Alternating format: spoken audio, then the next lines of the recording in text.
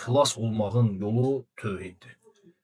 Çünki birincisi, tövhid səbəbilə insan oddan qorunur.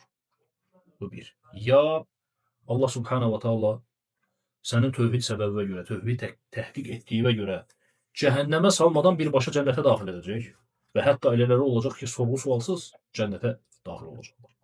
Buna deyirlər duxulul əvvəliyyə, yəni birbaşa cənnətə daxil olmaq.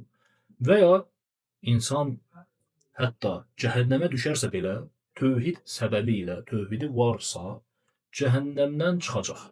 Sonuçta yenə cənnətə daxil olacaq. Çünki elə tövhid əhli ola bilər ki, elələri var ki, hansı ki tövhidi naqisdir, kamilləşdirməyib tövhidini, tamamlamayıb tövhidini və böyük günahlara düçar olub, asiliklərə düçar olub və bu asiliklər səbəbi ilə əzaba layiqdir.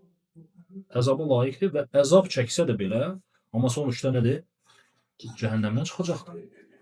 Buna görə tövhid səbəbi ilə insan əbədi cəhənnəmdə qalmaqdan xilas olur və sonuçta yeri cənnətdir və ya heç cəhənnəmə girmədən birbaşa cənnətə girəcək.